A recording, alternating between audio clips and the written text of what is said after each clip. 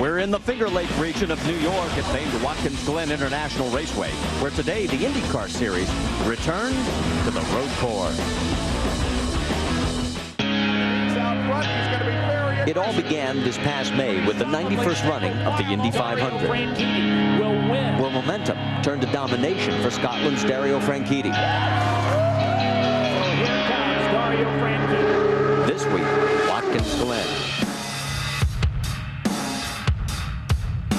Down the road and round the bend, we pray to God and never end.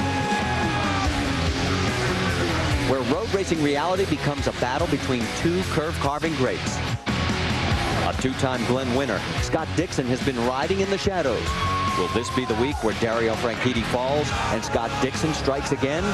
Let the road rage begin at the Glen.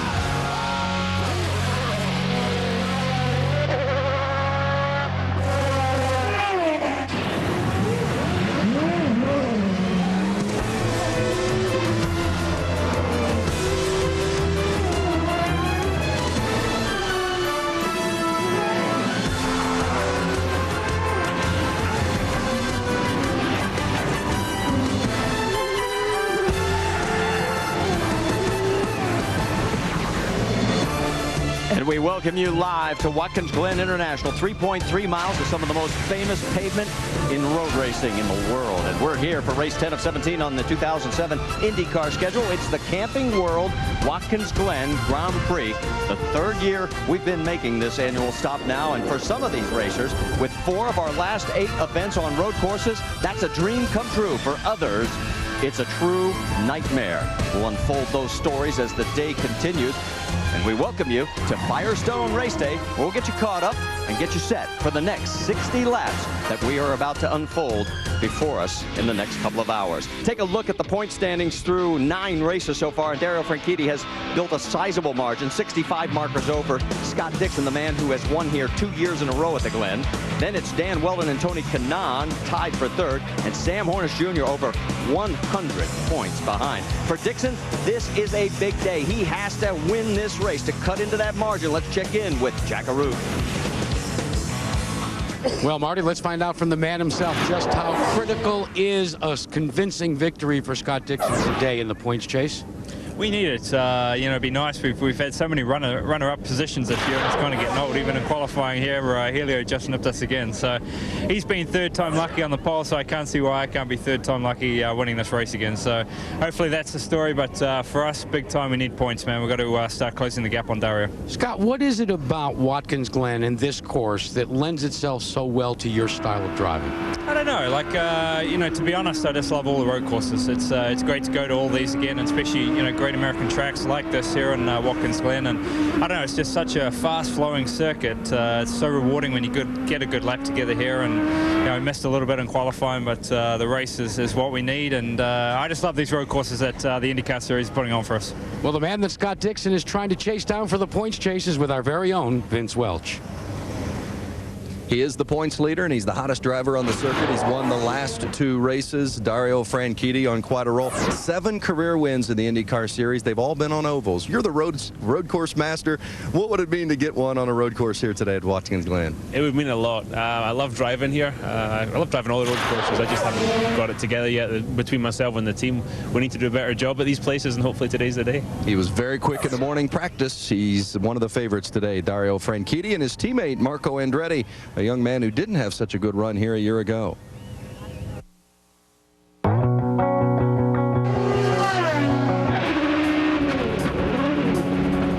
Very frustrated and angry Marco Andretti. The man he is angry at is Eddie Cheever. Blatant, absolutely on purpose deal. The NYC car was a contender for the win. It's a bummer. He told you, I've got the fastest car and I'm mad. He's wrong, and that's the youngness coming out of him. too. Well, you just got a glimpse of how exciting Marco Andretti can be on a road course. Your race strategist, Kyle Moyer, paid you a nice compliment last week. He said that ever since Texas, he's noticed you really consistently bringing your A game. To you, what's been the difference? Having fun, because you know, in the beginning of the season I put so much pressure on myself to win these races, and my thinking wasn't so far off last year, really, where just drive to the limit of the race car and enjoy myself, because I feel that's when I do my best work. So you know, that's going to be the goal today, and it has been ever since Texas. Well, hopefully he'll leave the track today with a smile on his face. All right, thanks, Brienne. Of course, a lot of news this week involving Sam Hornish Jr. and his future. There's Roger Penske. We had a chance to talk to both of them, of course. Sam been running a lot of Busch races. What's in his future? Will he be moving to NASCAR next year? Well, we sat both down with Sam and Roger. My plans for next year haven't really been decided. You know, it's really just about, you know, kind of feeling things out, knowing what we need to do. The big time will be the time after the IRL is finished at the end of the season, where he'll run 6 or 7 races, and at that point we'll make a decision on what Sam wants to do and what we want to do, and also our sponsors. At this point, I can be honest with you, we've not made a decision. You know, that was what I originally started racing to do, was to be an IndyCar driver, and you know, in some ways, you know, I'd feel a little bit disappointed if I didn't do that anymore, but in other ways you have to look and see what the options are out there for the future. So here's the dilemma. You can make a lot of money by staying put in IndyCar, where he does very well, or Sam Hornish can make a lot more money if he makes the jump to NASCAR. What do you do? Well, Marty, as you know, we spoke to Sam yesterday. It was very evident in our conversation with him that he was very aware of what's going on in NASCAR. He's been studying that. He knew about all the different body styles that they use at different tracks, so he's paying attention to that. So he must be really thinking hard whether or not he's going to do it. But, you know, I look at this situation. Changing teams within one series is very difficult. Changing series completely is very, very hard. You take into account Juan Pablo Montoya. Has he been successful or not successful? People argue that. I'm sure Sam is watching all that going on right now. He's already won 3 championships and the Indy 500. What's left over here? Maybe that's one of the factors as well. And as I said, the decision won't come till after the season's over. We thank you for watching Firestone Race Day. When we come back, it'll be time to start engines as we will, well, head down this highway. It's 3.3 miles long.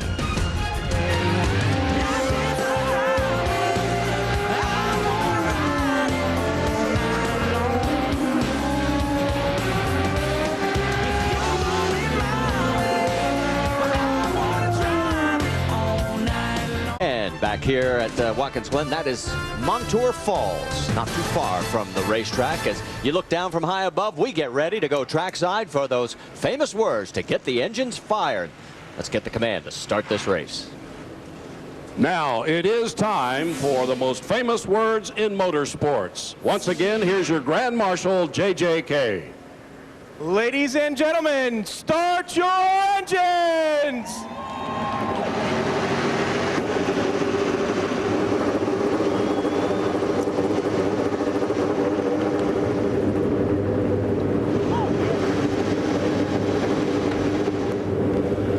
So the engines have fired, and that gives us a chance to show you our Camping World starting grid. There's Elio Castroneves on pole for the 3rd straight year here, and the man right alongside trying to win this race for the 3rd straight year. Dario Franchitti, Tony Kanaan. There's Sam Hornish Jr. with a good qualifying effort for Sam, and Marco Andretti. Buddy Rice, the big surprise. You know, 3 top 10 finishes in the last 3 races. An improved rider and Reinbold team could be a factor today, Marty. As you take a look at the rest of the drivers in this field, let's talk a little bit also about Team Penske and Elio Castroneves. He's been successful getting in the poles, but he hasn't been successful lately getting out of trouble. You know, 5th pole out of 10 races so far this year, but he's led races but just not got to the finish line, with the exception of the St. Pete's race, which he won.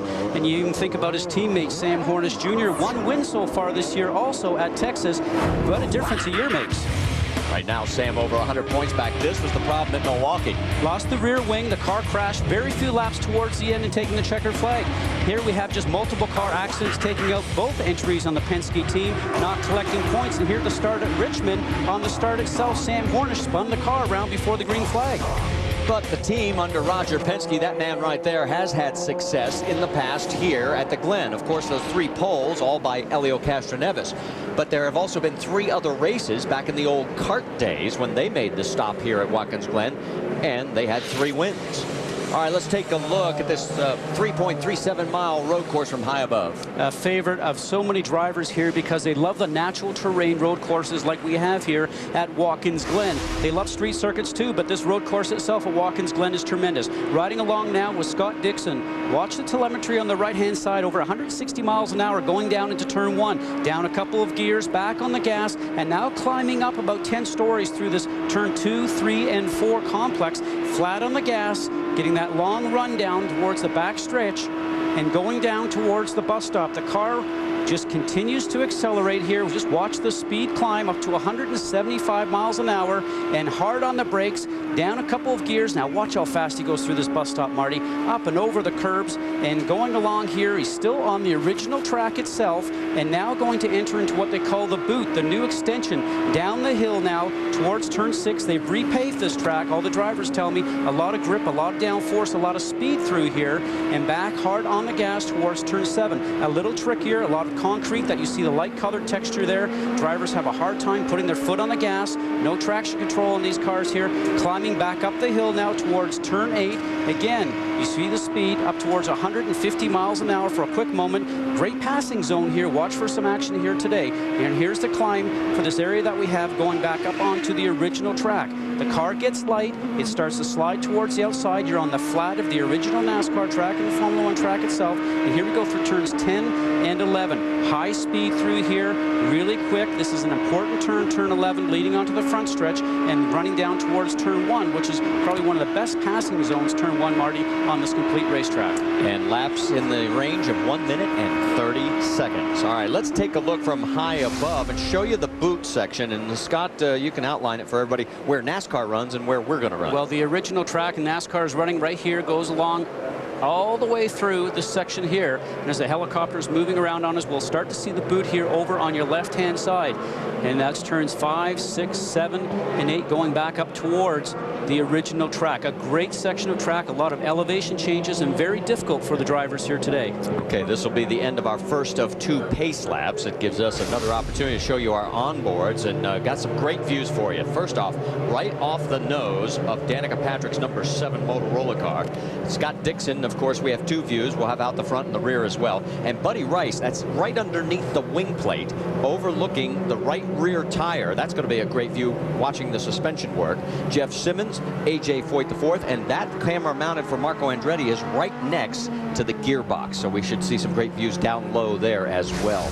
All right. What should be watching for today? Well, right here for certain, 1 fuel setting this year. Previously, drivers have had the option of leaning the engine out and making the fuel strategy maybe part of their program for the day. Well, today, 1 fuel strategy. We started that many races ago. Honda only allows you to run 100% fuel setting. Watch for these guys just to go flat out racing. No trying to win this thing on fuel economy. Physical fitness, all the drivers are telling me that most physical time here in these tracks are the turns they've repaved, turns 1, 5, and 6.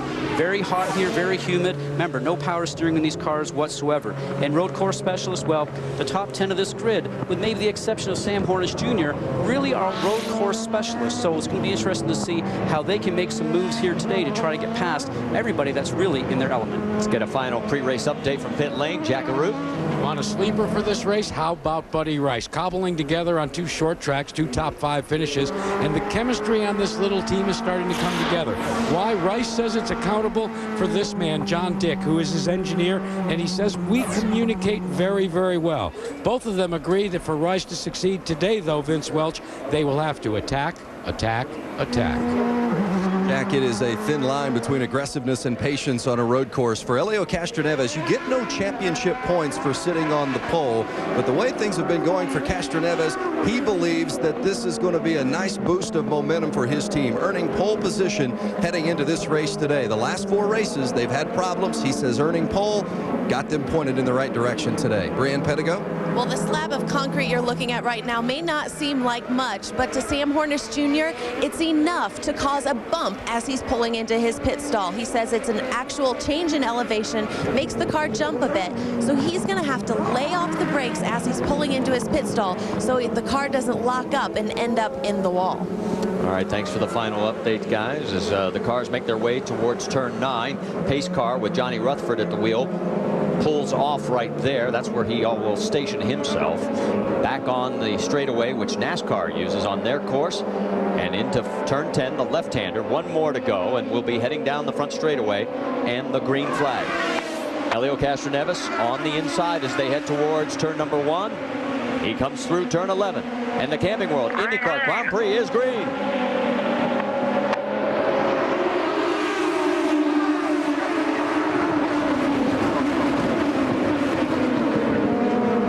Well, you saw Dario Franchitti go to the outside around Scott Dixon. Here we go through the S's. One car off in the back there looked like one of the Vision Racing cars. No damage done. Very aggressive for Dario Franchitti because he's usually the passive one in that group. Tony Kanaan is usually the one that does the heroic start. Down into the bus stop chicane for the first time.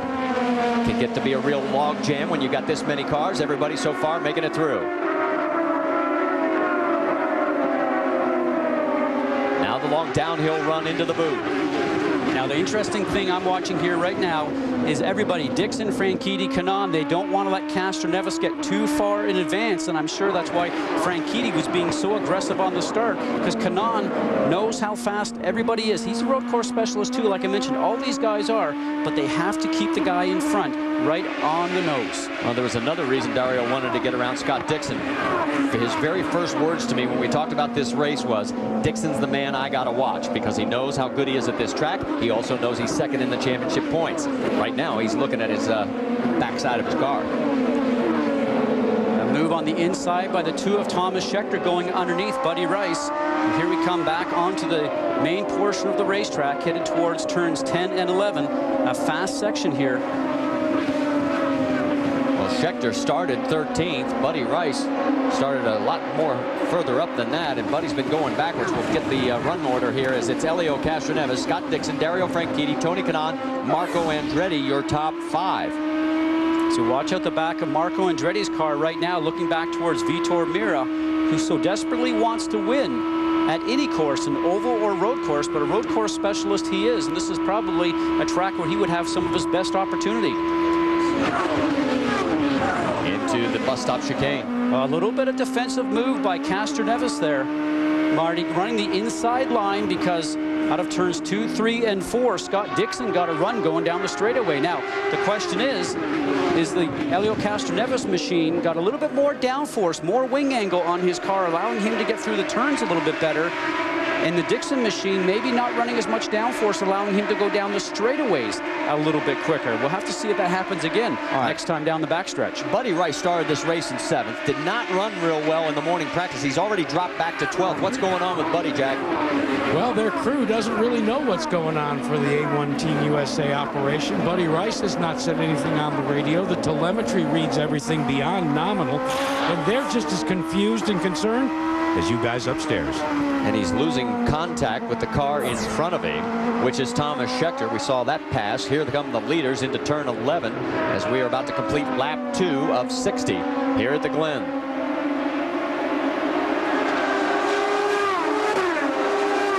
Take a look a little bit further back. You've got Vitor Mira and Sam Hornish. Mira is 6th. Hornish has dropped all the way back to 8th. Remember, he started 5th. There's Sam. So another guy that's backing up. Well, you know, he did really a great run to be in the top 6 and go through that little qualifying shootout that the IRL runs right now. Not something you would really expect from a guy that doesn't have a lot of IndyCar experience on road courses. Fast time is a 94.1. That 94.1 means 1 minute 34.1 seconds, and that's the best lap by Helio Castroneves, the race leader. And the reason he's getting that information is because each driver goes across the stripe, and because of their dash that's in front of them, they know exactly their speed of going around. So when they get told the leader's running a 1:34.1, they can look down and see their time and figure out how slow they're going compared to the leader. Well, Dan Weldon started this race 10th. He's one of the guys that's moving forward. He has moved himself into 7th position ahead of Sam Hornish. Let's get more from Vince Welch. Well, he has indeed picked up 3 spots, Marty, and Dan Weldon was not happy with his race car in the morning practice. The back end kept feeling as though it was preparing to jump out from him, and he just did not have the confidence in the car. Hornish just got by him right there, so handling was going to be one of the keys for Weldon here in the early going. They made some significant changes in the car from the morning practice, but as you can see, it looks like he's having some trouble out there on the course now. Well, Vince, I'm going to have to say that maybe he didn't like those changes so much, because in the situation there. Once Hornish got by, Darren Manning actually took advantage of that also. And right behind him is Kosuke Masura, who's actually starting to have a look at the rear tail light of Dan Weldon. So Weldon drops down to 9th, moved Hornish back to 7th, Darren Manning in 8th. Let's get more from Jack Arute. Well, believe it or not, fellas, Darren Manning struggled off the trailer, struggled through the first day of practice. Why? Because, and I quote, A.J. Foyt decided to use some radical approaches to road racing here. What they eventually got back to was a baseline that they established in their great run in St. Petersburg. I asked Darren in the last practice what they added to it. He said some of the things we learned in Mid-Ohio's test session. And he ran very well there. And remember, he ran very well at St. Petersburg until, you know, that late race incident. Well, that's because the steering was so heavy. He actually tried to get through the turn and couldn't make the turn in time and spun the car. It's just because of the physical effort that takes on the steering wheel. So we're at Watkins Glen, the 3.37-mile road course. It's the 10th race of the year. And there's Helio Castroneves out in front. There's your top 5. And as we go side by side, you won't miss a thing. Helio Castroneves looking for his first win here at the Glen.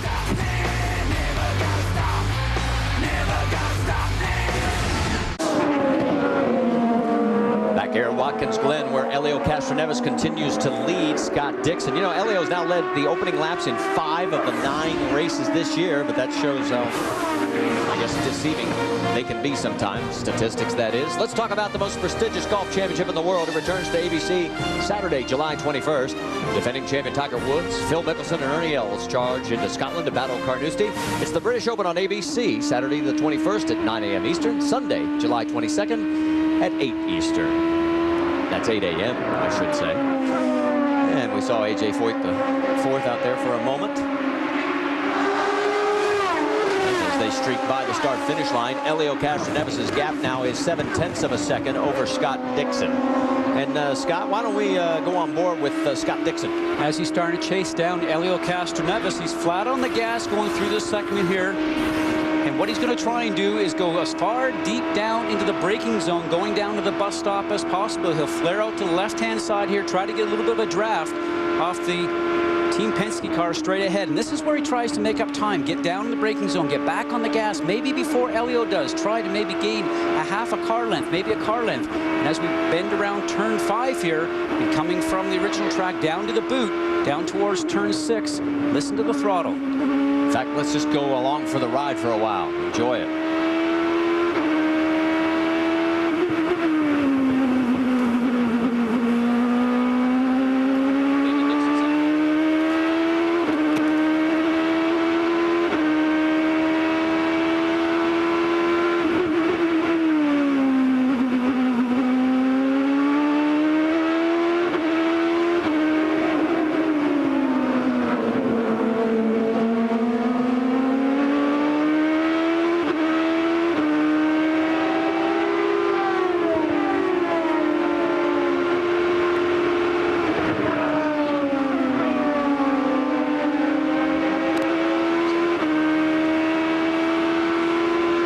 Continue and conclude another lap. That's lap 7 of 60. Of course, Scott Dixon loves the road courses. We talked to him about it before the race.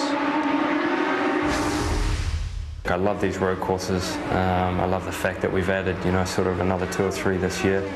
But just look forward to it. You know, I think it's always a circuit that our team, the 9-car side, goes to with, you know, our heads very high. And knowing that we're going to be hard to beat there, and this year, you know, I don't see it any different. It's definitely, you know, where we need to start gaining on AGR. And Scott Dixon right now running 2nd to Helio Castroneves here on lap 7. You can see in 7 starts on the road courses, he has 2 wins, both of them here at Watkins Glen, and has led 110 laps. When we talk about these guys just trying to gain a little bit of time on each other, I'll tell you something. These times are so close right now. A 1:31.5 for Castroneves and a 1:31.6 for Dixon. So just a 1/10 of a second difference. That's all we're talking about. Vince, you've got more on Scott? Well, Scott Dixon won this race in 2005 and last year. He's won it the 2 years that the series has held the event here. Both years years in which he won the race here, he did so in a Panos chassis. Today he drives a Dallara chassis. He talked about the differences with me this morning. He said the Dallara feels like it's a little more grippy in the front of the car, but overall he's found it to be a little more difficult to drive. You wouldn't know it from the looks of the way he's driven the car this weekend. He's been very good. Take a look at the field come through here at lap 8 of 60. It's Elio Castroneves, Scott Dixon, Dario Franchitti, Tony Kanaan. There's Marco Andretti and Vitor Mira. Let's welcome all of you that are joining us here on the Camping World IndyCar Grand Prix at the top of the hour. I'm Marty Reed along with Scott Goodyear. Down in pit lane, we've got Jack Arute, Vince Welch, and Brian Pedigo. And there is Jeff Simmons. He's got a good little battle going with his Ray Hall Letterman teammate, Scott Sharp. They're running well back in the pack, 14th and 15th. But Simmons has been going after him, trying to close that gap. He got a little closer. Now he's falling back a bit. You know, you talk about a driver who's really just found bad luck anywhere that it's been on the track so far this year. That's Jeff Simmons. His best finish is a 6th at Texas. And right now with his teammate in front of him on the Ray Hall Letterman team, Scott Sharp, you know, I thought they might run a little bit stronger here. And Sharp at 39 years of age has taken his fitness level to a whole new high, if you will, simply from the fact that he is training as hard as we have ever seen him train. And he actually has brought a doctor with him, Dr. John Galletti, here to the racetrack, and really goes to sleep for an hour in oxygen tent, just to really help himself get ready for the rigors here at Watkins Glen. Scott, what I'm noticing, we've got a camera. It looks like Scott Sharp's team is laid out and ready for a pit stop. There's Bobby Rahal, and we're only working lap 8, and the window is somewhere between 18 and 23. Well, obviously they got to do something to maybe improve the speed of the car. Maybe there's something that Scott's not very happy with the car right now. They'll put themselves out of sequence a little bit. And copy, front wing. so there you hear some front wing. So he must be really struggling with the car to take this opportunity now to come in, because he knows his speed's not up. Now. Watch your speed coming in. Brian Pedigo is in Scott Sharp's pit. As Scott Sharp is pulling into his pit stall, guys, they are making no changes to the car at all. This is simply a strategic move to try to gain position if, for some reason, there would be a full course yellow in the race. That way he would gain positions over the leaders. Looks like they're just changing tires, adding the fuel in. He is out. Well, Brian, we did see a change on the right front wing, Scott. And he mentioned that on the radio on the way in. That was yelling for some change on the front wing whatsoever. It looked like they were trying to put some more wing angle in to give him some more grip on the front wing itself to help him turn into the turns. And we saw 2 turns. We should explain 2 turns on a road course is a lot different than 2 turns on an oval. And the driver makes the decision on really how much he wants on the car, because there's so many varied turns here on this particular road course. It's much different than, say, 2 turns that are pretty similar to each other on an oval track. Well, we are going to have to step aside and go side by side, but as we do that, of course, we're at famed Watkins Glen, where it is, well, one of the most storied racetracks. Jimmy Clark won here 3 times. Down the road and round the bend, we pray to God it never ends. I've been, I've seen, we scream to everyone.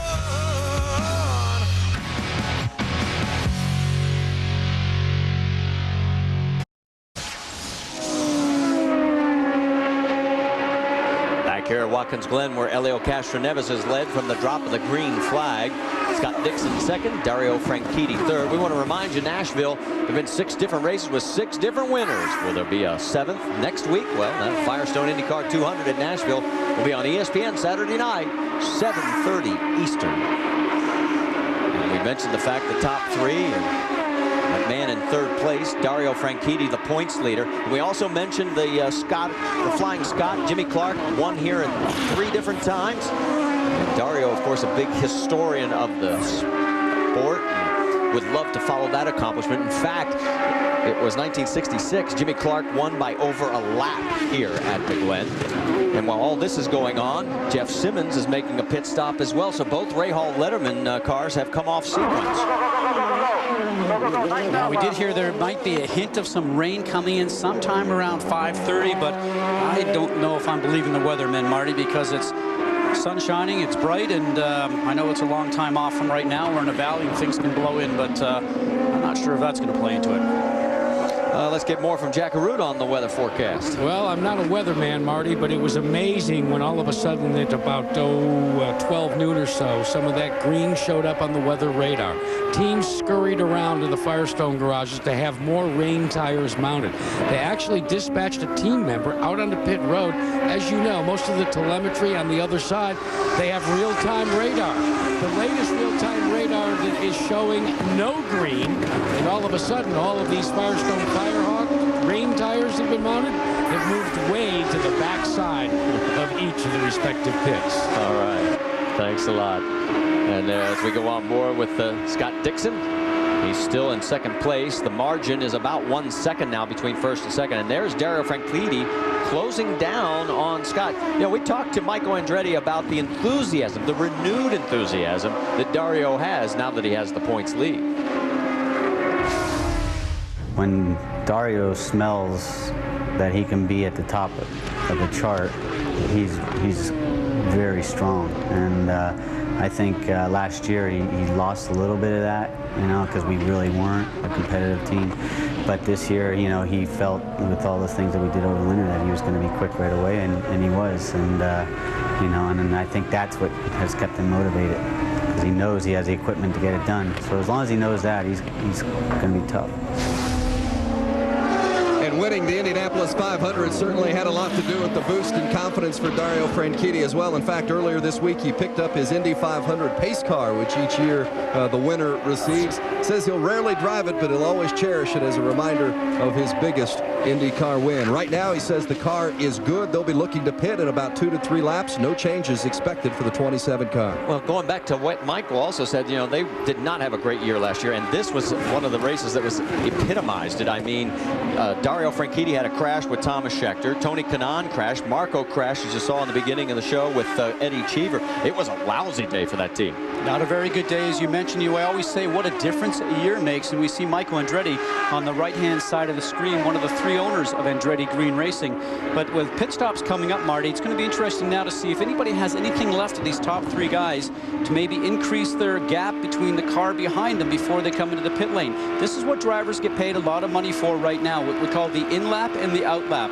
These drivers on old tires with light fuel load, they really have to drive these cars aggressively and try to really stretch out an extra half a second if they can from the driver behind. Allows them some real comfort time of getting into the pit lane, getting the Ford Firestone tires on, 22 gallons of ethanol fuel, and then the outlap there again is very important. Some people that are very good at that, guys like Tony Kanaan again, that really are just very strong in in-laps and out-laps. Those are times that you can actually make up times to your competitor. And there again, you have to have a flawless stop. A lot of pressure on the crew during these pit stops here at a place like Watkins Glen. That is turn 9, heading for turn 10, another left-hander. The top 3 have sort of pulled away from 4th place, Tony Kanaan. And there you see the top 3 from up above, looking down, and they make it onto the front straightaway. And let's show you how far back it is to Tony. Pit on this lap. There's the instructions, good in lap. Just reinforcing how important it is to make no mistakes. Or, you know, on an oval, there's a turn at both ends. Maybe you can make one mistake and you might go in there a little bit strong or a little bit high and maybe kill your lap time, as it will. But here at a road course at this particular place, 11 turns, 11 chances to make mistakes each and every lap going around here. And you saw that it's about a 7.5 second gap back to 4th place, and the pit stops are continuing. There's Kosuke Matsura on the right side of your screen. Kosuke came into the pits in 13th position.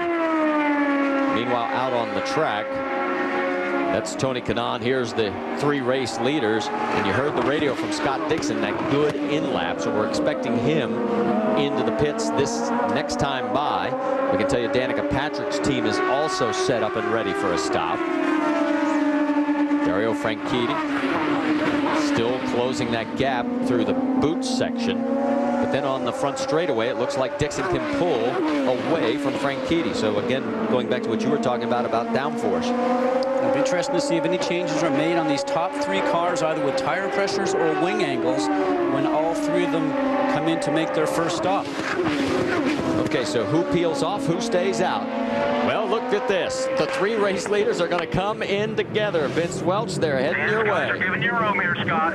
Elio Castroneves will be the first to hit his pit box. They will make no chassis adjustments on the 3 car. And Scott Goodyear mentioned the pit crew members having to have their best days today. And Penske has a couple of the best on the outside, with Rick Reineman on the outside front and Eric Prentice on the outside rear. And they reminded Elio not to speed in the pits, a little slow getting out for Castroneves. There's Dario Franchitti in the front. They were not making any chassis adjustments either as Franchitti moves away, and Tony Kanaan was pitting right behind. So it looks like Elio Castroneves was able to get out of the pits first, but Marco Andretti stayed out on course, so he is your new race leader. Jack? Well, Buddy Rice, no changes surprisingly on the car. Just took on 22 gallons of fuel and new tires. This is a team, fellas, that's working with heavy hearts. They have a crew member, Rodney Garnett, was injured in a fiery boating accident on the 4th of July and is recovering in a Florida hospital. They sent their best wishes. And we do too. Thanks for the update, Jack. You're on board with Marco Andretti. He is in the race lead right now, but remember, he has not made his stop. What interests me, Scott, is everybody was telling us anywhere between 18 and 23 laps, and here we are on lap 15 when they make their stops. Well, not getting as good a fuel mileage as everybody anticipated coming here. Remember, running ethanol fuel right now, the tanks have shrunk down to 22 gallons instead of using 30 when we ran ethanol. Kyle Moyer rating to Marco. Time for Marco to come in. Down to 60 miles an hour by the cones. Let's go to Jack Arute. Marco Andretti, his pitch just before the start-finish line. Kyle Moyer vectoring him in. He comes to the stop. Now, Marco likes his car. He said, in fact, he didn't really want any major changes, maybe a quarter of a pound in terms of tire pressure. There are no changes. He gains some track position at 60 miles an hour. You hear Kyle giving all the instructions. Watch the pit exit. This pit exit is very tricky, Marty. That small little road, and it drops down on the exit, and you have to meet up on that short chute between turns 1 and 2. Seen many instances there before. A little defensive driving right now by Elio Castroneves. Dixon looking, hopefully on the inside. Got forced to the outside. You can hear the spotters. There's generally 2 spotters around this circuit, one up front and one down the back section to communicate with their drivers. Was there any changes there on those 2 cars? Is Dixon a little quicker? I guess we're going to see in the next few laps. Well, we're going to step aside for a station break. When we come back, we're going to talk about the fuel strategy, because do the math. 15 laps into 60. That means somebody could be running out near the end. We'll be back after this from our ABC stations.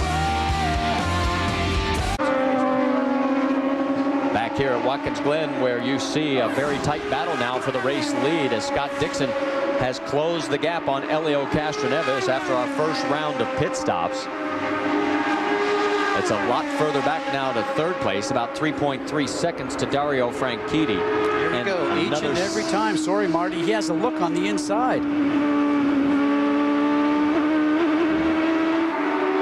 And it costs him coming out of the chicane, because he's done that 2 laps in a row and not been able to seal the deal. So his goal is to be able to get out of turn 1 just a little bit faster than what he's doing now. The 9 car of Scott Dixon that we're on board with, so he can have a run sooner going through turns 2, 3, and 4 on the 3 car of Elio Castroneves, which is the car just up in front. You know, we were presuming that maybe the Team Penske machine maybe has a little bit more downforce on the car, which makes it easier to drive the car through the turns than the 9 car of Scott Dixon, because Dixon certainly is faster going down the straightaway.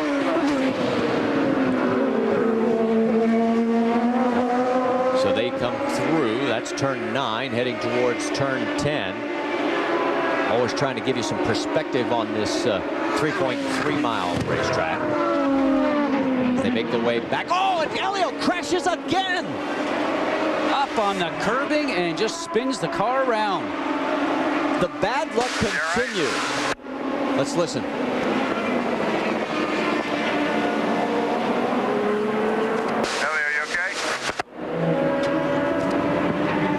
He's actually being radioed to, but his steering wheel is off, and that's where the radio communications go from the driver. And And there is a fire in the back of that race car, and I don't blame him for getting out of there. Delphi safety team on the scene already, and they'll go to work. And a very angry and frustrated Helio Castroneves. The bad luck continues. Here it is. And if something looks like the car's often askew already when he's actually going into the middle of the turn. He comes out of the apex, going through phase 3, as we call it, towards phase 4. And then the car just seems to step out on him. Now, it's going down towards the apex. You see the car just start to step out a little bit. And it looks like, is there something possibly on that left rear tire that causes the back end to come out? Maybe an oil leak or something like that. We can only just suppose because we really don't know. But, you know, Helio Castroneves does not make mistakes. Now, let's watch the car on the front of the screen. Through the turn as normal. Now, there was no problem with the track, really, because if that was something on the track, then you would expect Dario Franchitti to run into the same fate that Scott Dixon did. Dixon avoided it. From this angle, watch Franchitti. He's going to run through the debris. And I said Scott Dixon. I meant Helio Castroneves, obviously. All right, let's go on board with Dixon real time. Just listen.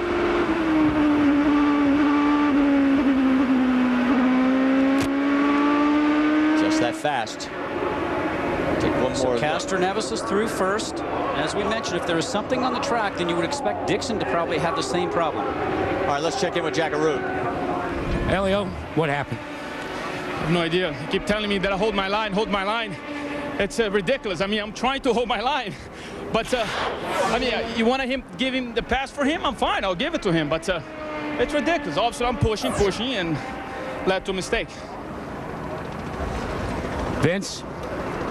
Tim Cindric, did you guys make any changes with the car the first time around? Was he having any handling issues? No, the car felt really good. You know, the first stop, we had a great first stop, and you know, obviously Dixon's good as well. And no, I think that just watching the replay there, it looked like maybe the patch caught us out, you know, going across there. But you know, I got to hand it to Helio. You don't see that. He's driven for us for a long time. You don't see that type of thing. So, you know, I haven't talked to him yet. He didn't say anything on the radio, but that's racing some days. Tim, 5 races in a row. This team has, in some description, shot itself in the foot. How do you get back on track? Well, I think you just keep doing what we do. You know, you look at the races that we've had, and, you know, a lot of things have been unfortunate for us. You know, obviously, Milwaukee's one that we want back, but after that, I mean, we're getting collected in different accidents and that type of thing. So, you know, I know we have the right team. We've shown that before. So, you know, we just have to keep our heads up and go to the next one. Another tough day for the 3-car. Marty? Vince mentioned the 5 races. In Milwaukee, it was a collapsed wing. At Texas, he was involved in a big crash there. At Iowa, he spun coming out of the pits. Richmond, he was penalized. Today, crashes right there while leading. We're going to step aside as you get another view. And Helio Castroneves, the first time in a long time we haven't seen him with a smile on his face.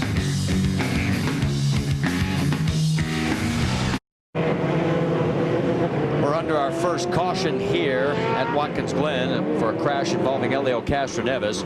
And there is Marco Andretti. He peeled off to make a pit stop. It looks like everybody else in the lead group has stayed out. Jack? And they had a little trouble. Kyle Moyer had trouble communicating on this massive course to get his driver in on this pit stop. Now watch the front tire changers. They're going to add a little front wing. No, they didn't. And they had told Marco Andretti they were going to add front wing. As he peeled off, he raised his hand asking, why didn't you give me more front wing? So obvious, a miscue by the Marco Andretti team. And Danica Patrick gets out in front of him, so it will be Danica leading the way from the 2 from Andretti Green Racing. They'll catch back up to the field under our first caution as we're working lap 22 of 60. We'll go side by side. You won't miss a thing here at the Camping World Indycar Grand Prix. Scott Dixon in a familiar spot at the Glen. We've just gone back to green flag racing here at Watkins Glen. You didn't miss a thing because of side-by-side. You're on board right now with Marco Andretti. It's Danica Patrick right in front of him. Danica had gotten around Thomas Scheckter, and so did Marco. There you see the log jam behind him. And they're on board with Jeff Simmons as they head into 7. Boy, there is Buddy Rice. He has fallen like a rock. He's 14th right now as you're on board with Buddy. You know, that I don't understand because he was so looking forward to this track, so strong here all the time, a road course specialist. And the team itself has actually been finishing very well. Ryan Reinbold here last year finished 3rd with Ryan Briscoe aboard their machine. On a spin by A.J. Foyt the 4th, and that looks like it's in turn number 8 again, where he spun during practice and crashed. And they're going to go full course yellow again. And yes, although the outcome this time is a lot better than the practice, where he balled it up pretty good. Well, and they need to do that because where he is, he's on the exit of the turn, and drivers are going in there. It's somewhat a blind turn, as you can see it right now. You go in there, you can't see what's around there until you actually are right along the straightaway. And he himself is going to be high-sided, I believe, on this curb, not allowing him to move, plus the car is stalled. And that is right on the exit on the left-hand side, so smart move for a full course yellow. All right, so we're under our second full course caution at lap 24 of 60. We're getting close to the midway point. Let's take a look at our Honda lap leaders. Elio Castroneves led the first 19. Scott Dixon has led the last 5. And of course, Elio crashed out. That's his 4th DNF in 8 IndyCar road course races. All of them now have been by crashes. Let's check in with Jack Arute. Guys, remember Marco Andretti came into the pit stall just before the restart that ended up in this caution period with A.J. Foyt the 4th. He raised his hand wanting to know what happened during that pit stop, listening to the conversation between himself and his tactician, Kyle Moyer. Okay, Marco, here's the deal. I need you to save as much fuel as possible, We're going to do this on one more stop. One more stop. Everybody else will have to do it on 2 except for the people that stop. That includes Danica in front of you. Is Danica for position? Yes, Danica is for position. And they went and talked to Danica, Patrick, and suggested that maybe if Marco was faster that she'd give way to her teammate. You saw on that restart that Danica wanted nothing to do with that. What I find interesting, fellas, as frustrated as Marco Andretti was about the absence of the wing change, his spirits changed considerably once he was given an inside tactic that may catapult him to victory. Only one more stop for this team. Well, and we're starting to rack up some yellow flag laps, which will help in that effort. And the other thing that helps in that also is the driver can help the fuel mileage by going into another gear sooner than he would do. Maybe not using up all the RPMs available to them. Now here, the pit lane is open. Opportunity for everybody to turn around, service their car. Vince Welch. Scott Dixon is leading the way. There's Dario Franchitti, the second one through, and Tony Kanaan is third. The top 3 cars all going to be hitting their spots. No one expected to make changes, although Kanaan may take an adjustment out that he made in the first stop, but they were still trying to decide that. There you see the Chip Ganassi racing car of Scott Dixon. Which one will get out first? It's Dixon first. Kanaan beats Franchitti out, so a good stop for the Kanaan group. And we should point out that Vitor Meira stayed out, and there's the race off pit road. Kanaan picks up one, Franchitti loses one, as Vitor made his last pit stop on lap 16. We're working lap 25, so he's gambling that something else is going to happen. Well, once you start to have yellows in a race, usually, what's the saying go? Yellow breeds yellows, and I think this is a situation that we're going to see right now. So even though you cannot run lean on the fuel mixture any longer, Honda's implemented just 1% of fuel, or 100% fuel, so you can no longer run 98 or 95 and just run a little bit lean, safe fuel. What they're having to do now is the driver's in charge of trying to save a little bit of fuel, as you started to mention, just by shifting up a little bit sooner than you would do. Maybe not using 10,300 RPM, maybe using 10,000 RPM, short shifting as we call it, and taking the opportunity to maybe get on the throttle a little softer and get through the turns a little easier and still not be that far off a lap time, Marty, but then saving fuel is the key thing. Let's check in with Brianne Pettigo. Well, guys, there's some confusion down here in the Panther pit, and it's due to radio communication problems. Vitor was supposed to come in on that last lap where everyone else was pitting, but he didn't hear JB call and say to come in. Now they can't get him to recognize that he's heard them stay out, so they're not sure if he's coming in or not. And the reference to JB is team owner John Barnes. Let's check in with Jack Arute. Scott, you make a very valid point about short shifting and trying to do things under green flag conditions. But one thing that some of these teams have begun to do as well is try to increase the fuel mileage under conditions that we are in right now, under caution conditions. They've actually gone to school just a bit, reading telemetry and seeing. And guess who aced the course the best? Dario Franchitti. Engineers have told me Franchitti is the best at being able able to negotiate the changes in topography here and not get on the throttle and eat up a lot of fuel. Vince? Guys, during that pit stop, we saw that Dario Franchitti lost a spot in the pit lane. They did not make changes. Kanaan didn't make any changes. Dixon didn't make changes, nor did Franchitti, but they were slow on the outside rear getting that tire change. That's been an issue with this team this year. 5 different outside rear tire changers in 10 races. You heard the call just as Vince finished up. We're back to green flag racing here at Watkins Glen.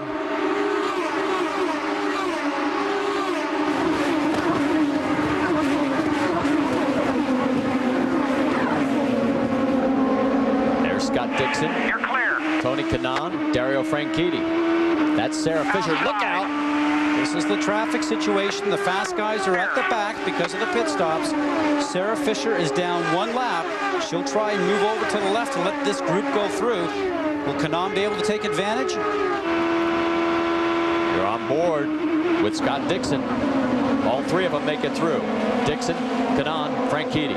Rush hour traffic coming down to a 1-lane bus stop, as we call it. And then that's Sam Hornish trying to get around Sarah now. Sarah's just holding her line, but it's opening up a bit of a gap between Hornish and Kanaan. Let's point out, while all this is going on, there is Jeff Simmons. He's one of the cars that stayed out. He moved up to 6th. That's Ed Carpenter right in front of him, who also stayed out. In fact, let's reset the entire top 6. It's Vitor Meira, Dan Weldon, Danica Patrick, Marco Andretti, Ed Carpenter, Jeff Simmons. They all stayed out, as did Buddy Rice, who's running in 7th. They had already made their pit stops earlier. And there's Carpenter and Simmons coming on through. Buddy Rice right there, and there is Dixon in 8th position, followed by Kanaan and Franchitti. So that gives you an idea now of what these guys have to work on to get back up to the front. And it all comes with timing. They hope that they catch the traffic in a situation where it doesn't slow their pace down too much when they try to get back past the cars that they're lapping. Under braking, as we see right here, is a prime opportunity. That's Simmons going underneath Carpenter. Now Simmons has actually had a lot of success here at this particular track. He's won a couple of barber saw races back in 1999 era, won the championship 2 years in a row, and won the championship and settled it here at this particular track 1 year. Boy, a lot of slicing and dicing down that back stretch. That's Buddy Rice looking to the inside in the 15 car.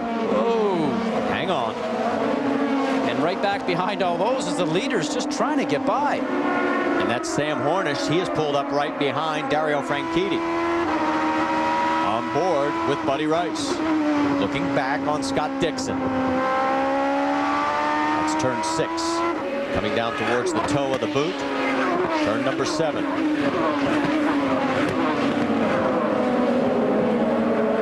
That 14 car, that of course belonging to Darren Manning. He made a pit stop. He's right behind Hornish. That's all for position, folks. In fact, only 1 car still out on the track is not on the lead lap. That is Sarah Fisher. Now, in this situation, how does the car from behind get past? Well, what they're hoping is the situation with Darren Manning starting to look on the inside of the Team Penske machine of Sam Hornish Jr., but Sam keeps the speed up, keeps Darren Manning behind him. But what the driver's hoping is that the car in front just wiggles a little bit or catches a curb or makes a mistake and comes off the corner slow, allowing you to take the opportunity to draft and then have the opportunity to pass going down to the next turn. You heard the radio on Sam Hornish's team telling him how far ahead by 4 car lengths he was. Meanwhile, that's the action still going on as that's Ed Carpenter under attack from Scott Dixon. Tough for Dixon. He's on the inside line here, but he gets it done. Swerves in front of Carpenter to help himself get the right line going into the bus stop. And then Kanaan, Franchitti, Hornish, and that whole group gets caught behind the slower car of Ed Carpenter. Will they try it on the downhill here going to 6? Can't get it done. So Dixon gets a little more leg room. And this is where he looks in his mirror, Marty, and goes, thank you, Ed Carpenter. And Ed's just trying to run his race. I mean, he is in 6th position right now. He doesn't have to give up that spot.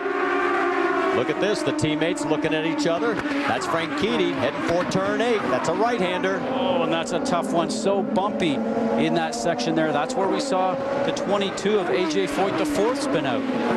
Well, if anybody's on a fuel-saving strategy, I don't think they're following instructions very well. Well, that's the tough thing, you know, because you're not leaning it down, as we said before. That's not available to you any longer. So now you have to really just sort of gingerly get on the throttle.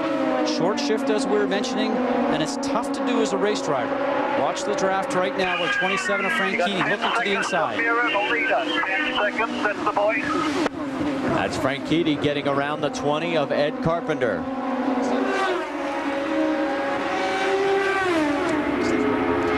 So as you see going down the back stretch there, the race lead is held by Vitor Meira, as he has got about a 1.4 second lead over Dan Weldon. Danica Patrick is up to 3rd. Marco Andretti is 4th. Jeff Simmons is 5th. We'll be back after this from our ABC stations.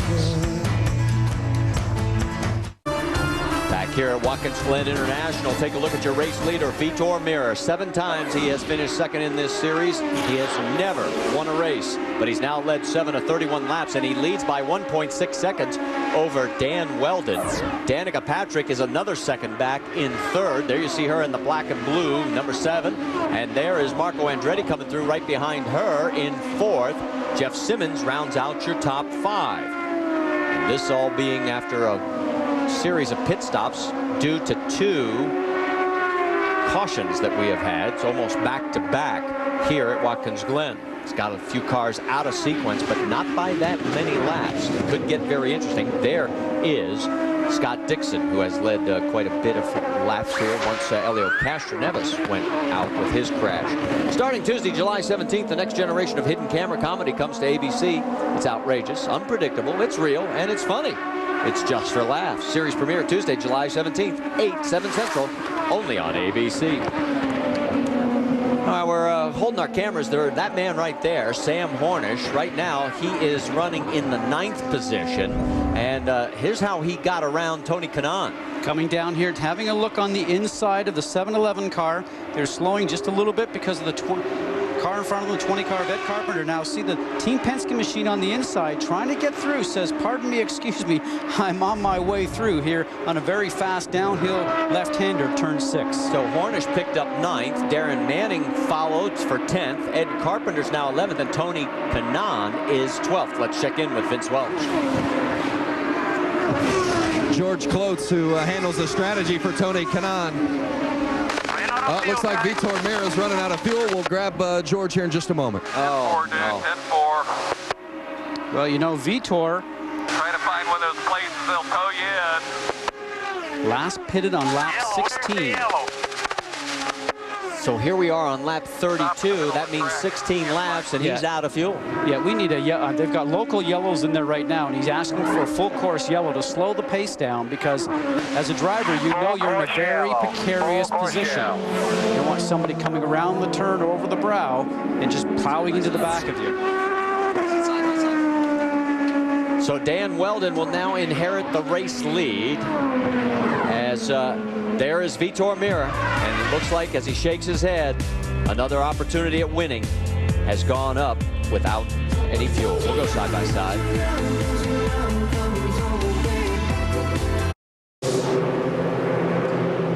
The most prestigious golf championship in the world returns to ABC Saturday, July 21st. It's the British Open. Defending champion is Tiger Woods. July 21st at 9 a.m. Eastern, and Sunday, July 22nd, 8 a.m. Eastern on ABC. Let's check in with Brianne Pettigo. Guys, I caught up with a disappointed John Barnes. John, can you tell us how this happened? We lost telemetry after about 8 laps during the race, so the engineers were guessing on the fuel mileage where it was, and we missed it by a lap. I know you had some radio communication problems going on. Did that play into this at all? Well, if we'd have stopped when we asked him to, it wouldn't have happened. Thank you. unfortunate day for Panthers. And this is not something that happened just to their team. Radio communications, you got to remember, this is 3.37 miles with a lot of varying undulation in the ground topography. As here we go with pit stops, and it looks like Dan Weldon is coming in, and Jack Arute has got Danica Patrick right behind. Right behind her. Danica Patrick will be the first of the front runners to hit her marks. Danica Patrick has been running very good, strong enough that they have waved off Marco Andretti's attempt. But they needed this pit stop. And Vince Welch, they needed it just as bad as your guy did. That's right. Dan Weldon was within 2 laps of needing to pit, so that yellow was perfect for Weldon. Now they're having a problem. They were not going to change anything on the car, but as you saw, they were having trouble with it looked like the air jack and trying to get the right rear or the left rear on. So a costly pit stop for Dan Weldon. You saw they had the hand jack underneath in the back. And sometimes when those pneumatic jacks don't end up working, you end up bringing out what they call the quick jack, and that's what they had underneath the back of the car, the chrome long-handled machine that they actually have an opportunity to just raise the back of the car up. Obviously, it just takes more time, and Dan Weldon has lost track position. He was the race leader, and we'll figure out where he cycles back into the field. As you can see behind the pace car, everybody lining up, and there is Marco Andretti. It looks like Marco will now be your race leader. Hey, because of what happened, if you guys need me to adjust my fuel strategy, just let me know.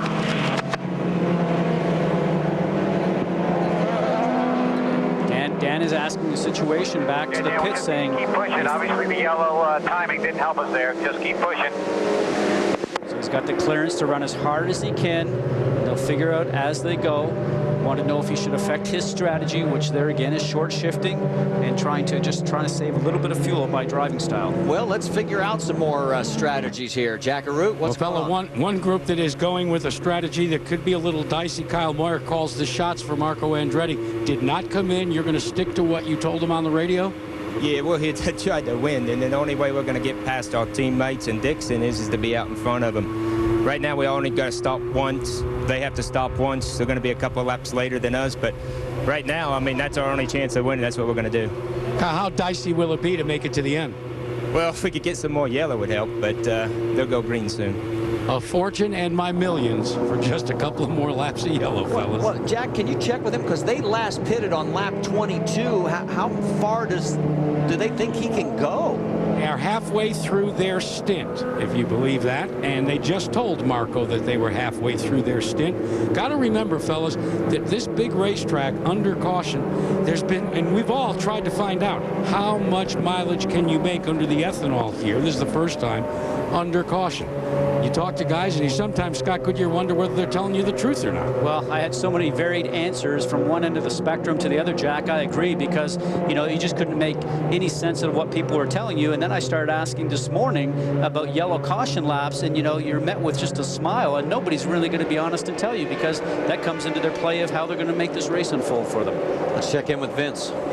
Guys, we saw that donut on the side of the car of the 7-Eleven machine of Tony Kanaan here with George Klotz, who handles the strategy for TK. George, any problems with the car since the contact with Hornish? No, I don't think so. Just like 7-Eleven car got tangled with Sam. I don't think there's any damage to the car. He's not reported anything. Everything's pretty good shape here, so we just got to work on getting by those guys that got by us in that incident. How difficult has the traffic been through? And that seems to be the one complaint from both TK and Dario. Yeah, no, it's difficult. These cars are so, you know, closely matched that it's hard to get by a guy once you get by, but you know what, we'll do our best. There's a long way to go here. Got a donut on the car the size of the one that Kanaan has, Scott Goodyear. That can often affect the handling of the car, so maybe a break there for TK. Well, very lucky to actually hit in the middle of the side pod, Vince. Otherwise, they actually could have broken off some of the wings that they actually used to help make the car stick to the ground. All right, so while we are under our third caution, continuing here on lap 35 of 60, let's take a look at our ethanol edge. Focusing on Dan Weldon as he pitted in first place, came back out in 15th. But remember, you know, he's got a few laps on the people ahead of him as he continues to try and fight his way back towards the front. You know, American road racing was arrived here in Watkins Glen October 2nd in 1948. It was the first road race run since World War II. It was an old 6.6 mile circuit. It ran through the village streets, starting and ending in front of the county courthouse. Now, to close the roads, they had government permits from 6 agencies, the state, the county, including the New York Central Railroad, because you actually flew up and over the tracks. This is something that you, as a citizen, can still do today, and it is a fun ride. But I'm wondering, would you want to drive on this? I don't think that I would actually do that when you look how narrow it is and the trees on each side. No Armco barriers to hold you from stopping from going actually into the trees themselves. But when you think about the people that competed on tracks like that, you know, back in those days, it was absolutely amazing. The list that have actually raced here is very truly remarkable, like Carlos Rubin, Mario Andretti, Gilles Villeneuve. I mean, the names just keep on going and going. And there is the Seneca Lodge. A lot of history in this place, too. How about it, Jackaroo? Oh, yeah, Marty. There's an old tradition with all those names Scott roared about. In fact, the winner would actually go down to the Seneca Lodge and would have beer, toasting him in beer, and their victory laurels and those wreaths would be posted prominently there as everybody celebrated. But you notice that the late Tim Richmond didn't have a victory wreath. Harry Hyde found out that they didn't give victory wreaths, so he went out, pulled a tire off the winning car, and had it dismounted and put it right up on the wall there. Going back to green, guys. We certainly are here at famed Watkins Glen with your race leader, Marco Andretti, Buddy Rice second, Scott Dixon third, Dario Franchitti, and Sam Hornish rounding out your top 5.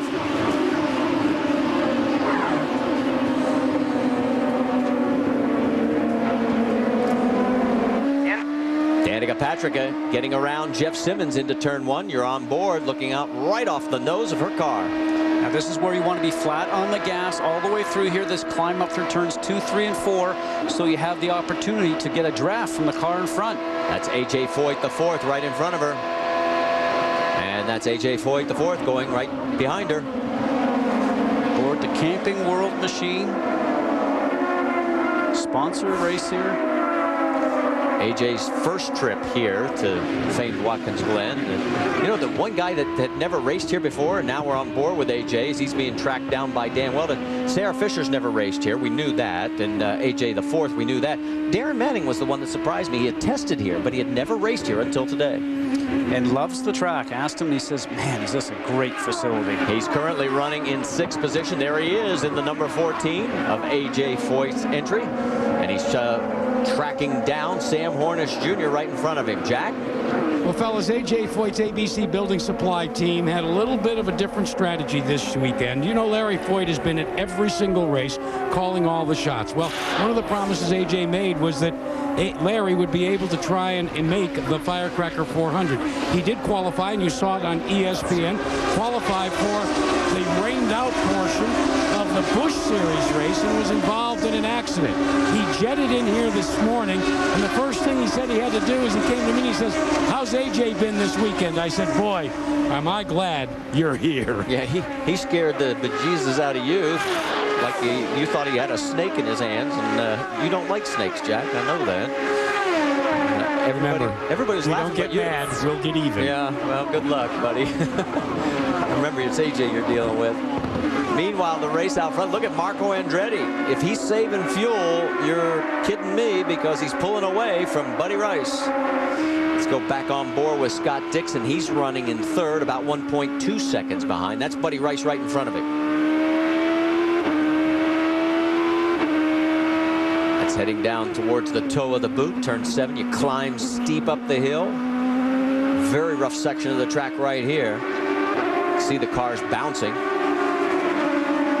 And then here is turn 8. Now, let's go both views. On the right, you're looking ahead from Scott Dixon towards Buddy Rice. On the left, you're looking back from Buddy. That's Scott. And what Scott Dixon's going to try to do is to get on the brakes a little later, as we mentioned, to try to take some of that space up between the car in front, which is Buddy Rice. Now, Buddy was not that strong at the beginning of the race, but he seems to have found the pace here now.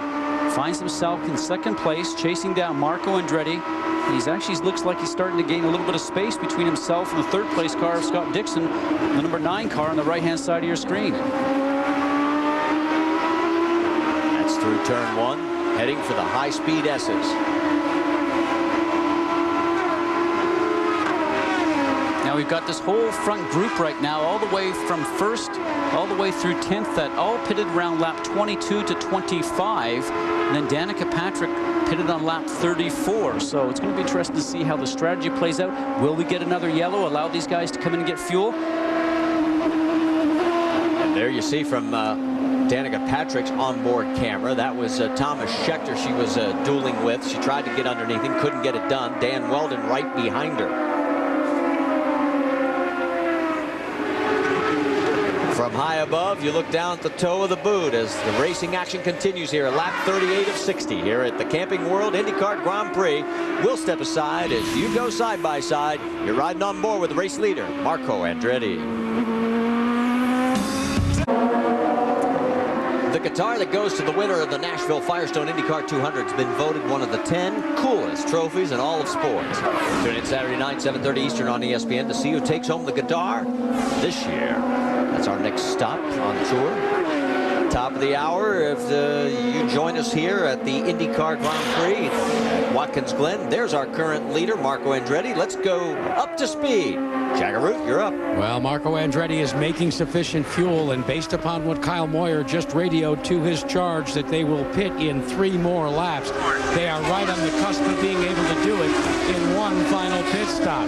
Buddy Rice is directly behind him, running in the second place, and they are going to pit in the next lap, and they too are going to roll the dice. They say it will be their final stop as well. Vince Welch? Scott Dixon is currently running third. Dixon is the only driver in the top 6 in the point standings who has not won a race this season, but he's been runner-up 4 times. 2 of those runner-up finishes have come to points leader Dario Franchitti. He doesn't want that to be the case today, although Franchitti is running 1 spot behind. Now, Franchitti is running 4th. By the way, Dixon's scheduled to pit in about 6 laps. Franchitti, on the other hand, is going for a scheduled pit stop in about 3 laps. The car has been very good for Dario. He has not made a single chassis adjustment yet today. Brianne Pettigo? Well, currently in 5th position is Sam Hornish Jr., who's happy with his car. He is expected to come in about 2 laps for tires and fuel. They don't expect to make any wing adjustments at this time. The man calling the shots for him, of course, is Roger Penske, who's had quite a busy weekend. He's been to 3 races in the past 2 days. But in those other 2 races he's been to, the ALMS race at Lime Rock and the Cup race in Daytona, he finished 1st and 2nd in Lime Rock and 3rd in Daytona. Looking for another solid finish here today. Well, and just behind is Tony Kanaan in the 7-Eleven machine. Kanaan won earlier this season at St. Petersburg, the only other race we've run in this series this season that has been a non-oval. He also has won on the road course at Sonoma. Very confident that he could get into the win column again today. No changes on his car yet this afternoon. Jackaroo? And Buddy Rice, the first in the lead contingent to pit. No changes on his car except for 4 new tires. Now he's got to make sure that he doesn't succumb to exceeding the 60-mile-an-hour speed limit. Meanwhile, Marco Andretti is counting it down 2 laps before his team will pit.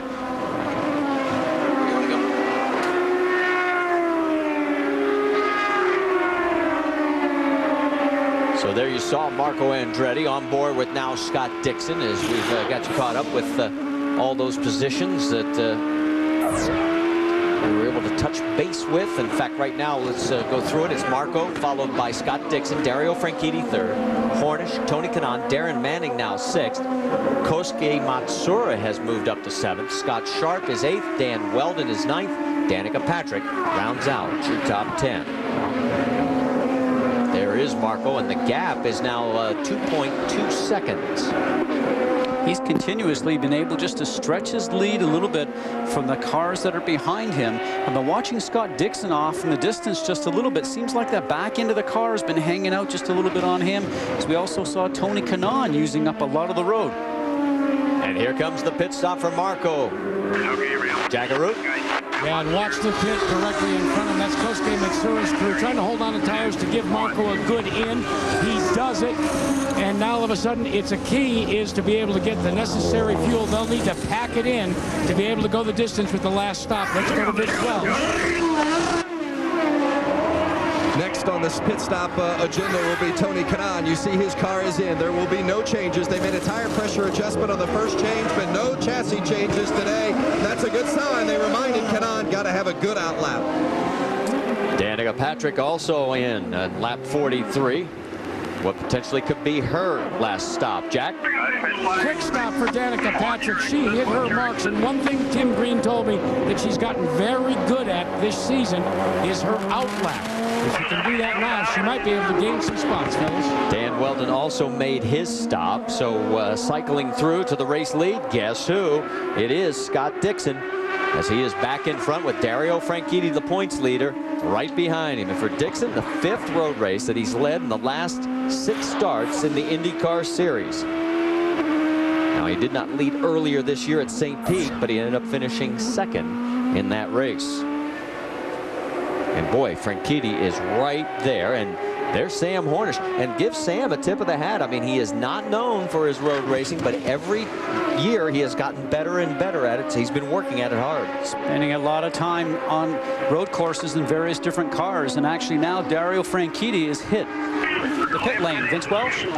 As Dario Franchitti comes in, John Anderson came to his crew members before this stop and went to each and every one of them, encouraging them to have a better stop than they did last time. Told them to shake off the last mistake, come out strong, and have one flawless stop here. It could be the difference in winning this race. Again, no chassis adjustments for Dario Franchitti. His car has been very good all day. 9-second stop, and he has the first stall, so he pulls right back out. So now the pressure on the shoulders of Scott Dixon and Sam Hornish. They have yet to make their stops, as has 3rd place Darren Manning. Those 3 cars last stopped on lap 25. We're working lap 44. And this is where the drivers, as we mentioned, get paid the money to get the good in-lap right now. What Dixon will be trying to do is just to go a little bit deeper into every turn, get back on the gas a little sooner, just trying to have the best in-lap that he possibly can to maybe give himself a little bit more of a cushion when he gets a service stop done and leaves the pit lane and gets back out onto the racetrack. So I'm using a lot of the curbing there. Coming out of the turn, now he's entering back up into 9, headed towards 10.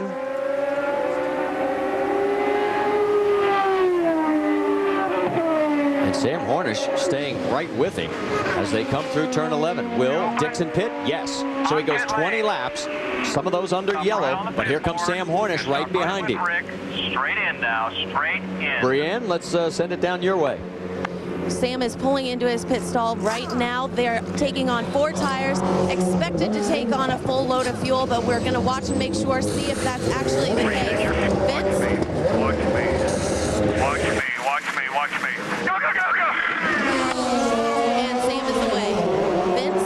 Well, you just saw Scott Dixon pulling away as well. A very good stop for the Target Ship Ganassi crew. Not a single change again on the chassis. And we can tell you that Darren Manning also made his stop at the same time. So the 3 leaders have peeled in, and that leaves Marco Andretti now to inherit the race lead with Dario Franchitti shown right now in 2nd place. We'll have to wait till they come across the timing line to make sure it's all sorted out officially. But there is Scott Dixon as he makes his way back through the bus stop chicane.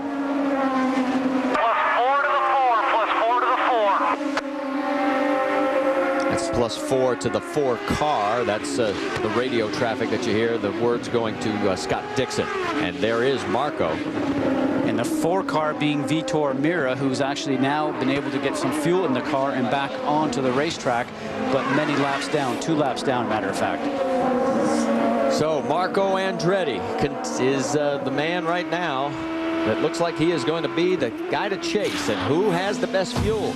As Scott Dixon has led 8 laps here, and we'll be back with more after this from our ABC stations.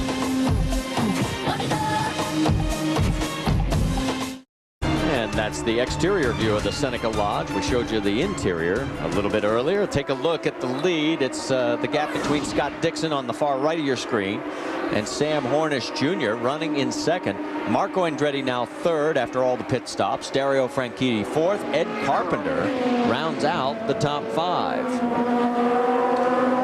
And while we continue to watch Scott Dixon on his way potentially to his 3rd straight win here at the Glen, Let's go to our GoDaddy.com trivia question. Before Richmond, when was the last time a Penske or Ganassi car did not lead any laps? And since they're both running 1-2 right now, Scott? You know, and you asked me that on the way up the elevator to the booth here today, and you didn't give me enough time to go off and check a book, because that one I don't even know. I mean, they've always been just so dominant here in the last little while. I'm not last. There you go. 2005. That's amazing. 31 races ago. So that's the answer to our GoDaddy.com trivia question.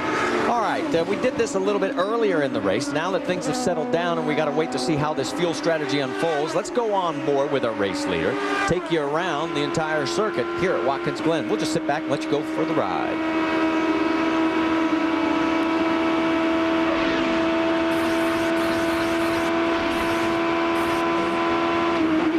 Firestone telemetry on the right-hand side. Just watch everything that goes along with the RPMs of throttle, how quick you're on and off the brake, gear selection, and the interval at the very top. His space between himself and Sam Hornish Jr. Let's just listen.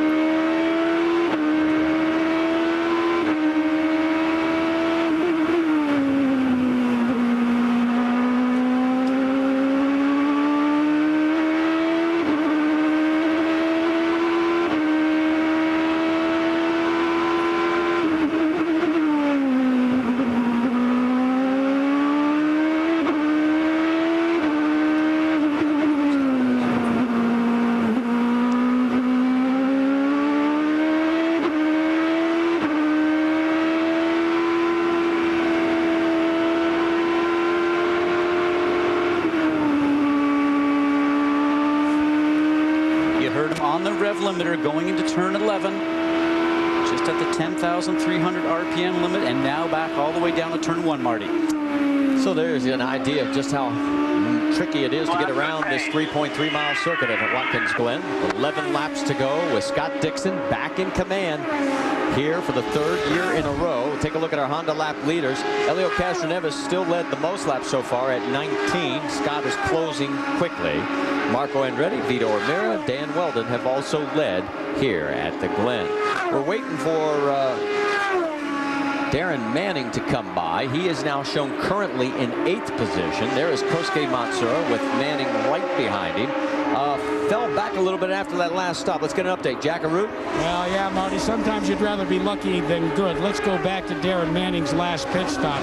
A.J. Foyt was so very excited about the way his car had been running. If we can take a look at the last pit stop, you'll see that the fuel man had actually inserted the hose. Now watch this. The fueler goes in.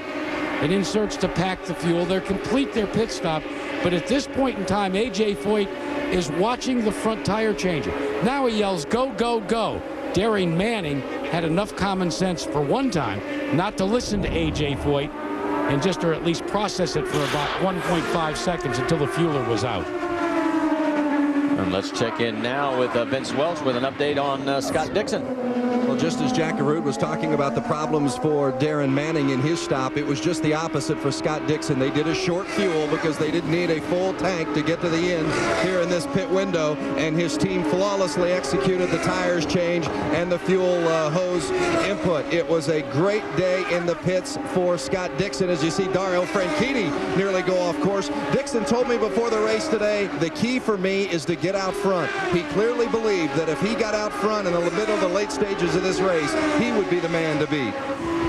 And here you see Marco taking another look inside. Dario has just gotten around Marco right before turn 1. It looks like Marco didn't want to even bother trying to get past him on that. He got off the gas. He had a run going on him and looked like he could have dove down the inside.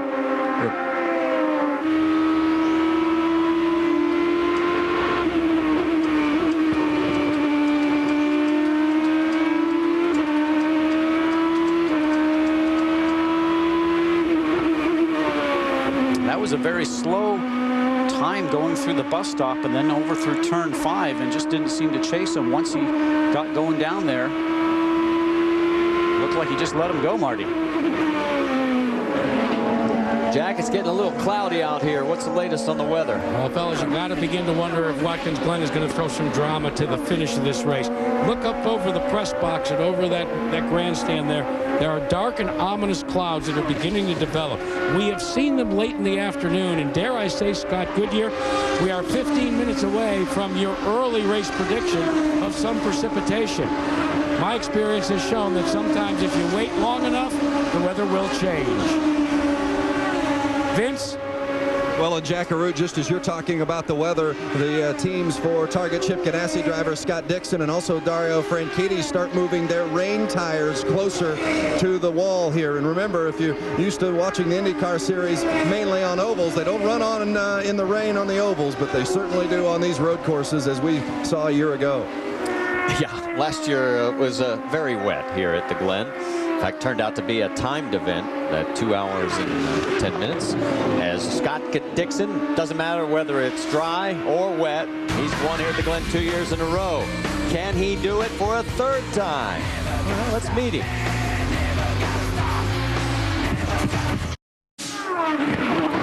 The laps are winding down and the clouds are getting darker here at Watkins Glen. As you see, Scott Dixon has opened up a now 3.3-second lead over Sam Hornish Jr. But let's give a little tip of the hat to Sam and his road racing effort here, because remember, his best ever on a road course has been 7th twice, and last year here he got down a lap early and ended up 12th. Amazing when you think of all the big car experience a lot of these other drivers had. And when he went to Penske, they knew they had to help and assist him with that. So they took some old IndyCar chassis, put some really old motors in them, not Honda engines or Toyota engines, but some older engines, and just went and found some places for Sam to go out and run, to put in miles upon miles. And that certainly has helped and assisted him in understanding how these cars work with the downforce and the weight and the horsepower, Marty. Brienne, you've got more? I spoke with Sam's chief mechanic earlier today, and he noted that he was so impressed with Sam's ability on this course, given that he hasn't had much experience here and much experience on a road course in general. And Sam has said, too, that the key to this track, to this race, is not only to be fast, but to be consistent. And, guys, that's exactly what he's been today. And, of course, he celebrated his 28th birthday back on Monday, so this wouldn't be a bad birthday gift to himself. His best finish ever on a road course. Meanwhile, let's drop back a little bit further, pick up Dario Franchitti. There he is, running in third, the points leader. He's never won on a road course in the IndyCar series. His best was Sonoma last year, finishing second to Marco Andretti, the man who's fourth. So as Brian mentioned, it's all about consistency, and that's what he's done this year, and that's why he's got a shot for the championship right now, not outside the top 10 either in qualifying or in race results throughout this whole season. That's what's going to help him win championships. Vince Welch? Well, that's exactly right, Scott. Franchitti's worst finish this season is 7th. His average result, 2.8. Unbelievable. 10 races into the season, and he's right on that, currently running third. John Anderson, who handles this strategy, told me that the springboard of the success for this season came in the second race this season at St. Petersburg. Dario had contact on the first lap of the race. They fell 2 laps behind. The team was able to get the car repaired, and Dario just kept digging all day long. He never lost his focus. They ended up finishing 5th, got some good points for the championship, and they felt like they all came together at that race, and the momentum started rolling, and of course they finished 3rd the next race, 2nd the next race, and it capped it off, of course, with the win at Indianapolis. In fact, in his last 6, he hasn't been lower than 4th. Let's talk a little bit about Marco Andretti. His season as a sophomore has been dismal, to say the least, with 6 DNFs, but all of a sudden, the last couple of races, Jack Arute, Marco's coming to life. And you can see the spring back in Marco Andretti's step. All this weekend, you knew he was so happy to be back here to Watkins Glen. Knew he had a score to settle after the disappointment of 1 year ago. When he went out to qualify, I asked him what it was going to take. He said a perfect lap. He put one of those perfect laps in place. And now Kyle Moyer and this team have put Marco Andretti in a position with 5 laps to go where he could possibly enjoy another back-to-back good finish, another top 5. And for Marco Andretti, the end of the slump, man, he'll tell you, it couldn't come soon enough for him. He's got a smile back on his face. And Jack, you know what's really interesting? We talked to Michael Andretti about his sophomore season, and there are some striking comparisons. That's the key to having a father I've just pretty much tried to compare his sophomore season to mine. It was pretty similar in a lot of ways. Where the first year everything seemed to just go right and came pretty easy, and then the next year it seemed like everything just went wrong. And you know, I just wanted to try to learn from that experience, and because for me it was a very valuable year from an experience standpoint, and I think that's where Marco is right now. And here's what we mean. Take a look at this graphic, and you'll see exactly what Michael is talking about in reference to his sophomore season versus Marco's. Anytime you've had a good first season, anytime you change into a new series or you move up the ladder, as we say, you always want to continue learning and growing. And when you start off and have a great time the first year, boy, it can really have you down the next year. And that's exactly what Marco has done. And I just dropped the wheel off there, pushing the car real hard. We've seen Tony Kanaan ride up over the curbs. These guys are really pushing the cars as quickly and as fast as possible. Marco himself right now is just getting a lot of confidence coming to a racetrack like this. Now let's watch the rear car. Up over the curbing, drops it off the alligator bumps, as we call it, the white curbing, and then in through the dirt. And Tony Kanaan's behind him going, thanks, teammate. Speaking of the teammates, Dario, Marco, and Tony Kanaan, 3rd, 4th, and 5th. And remember, we told you how dismal they had a stop here at Watkins Glen last year where they were all involved in crashes. Jack? Guys, you listen to Mario Andretti talk about what his sophomore season. What's been fun to watch today is the dad, Michael, critiquing the son, Marco. He's got the luxury of a big screen TV that he can look out across his pit stall and see, and it's a play-by-play that you're getting from Michael Andretti. Well, that was a good corner. Oh, he blew that one. Oh, he's doing this well. He's not saying it to anybody in particular. I think in some cases he's actually playing the role of a cheerleading father. And there you see Michael on the right side of your screen as the laps continue to wind down here at Watkins Glen. And let's drop a little bit further back to Tony Kanaan as there you see TK closing in on his teammate. You got more on Tony, Vince? Well, Marty, Tony Kanaan was really hoping to get a win here today. His wife, Danny, is attending her last race of the season. She leaves this week to return home to Brazil, where she'll have their baby in a couple of months. It'll be a baby boy, by the way. TK, who's been supporting his family since he was 13, says he's ready to reach that next phase of his life. Very excited about becoming a dad, but was hoping he could get a win for Danny to send her back home. Well, he won in Sonoma back in 2005 on the IndyCar circuit. May not happen today. There you see stats. He has 5 top 5s. And as we continue our march back a little further, coming through turn 10, right there is Tony. And where is Buddy Rice? The man in 6th place, a lot further back, about 11 seconds back to be exact. And there he is, but still a very good run for Buddy Rice. Jack?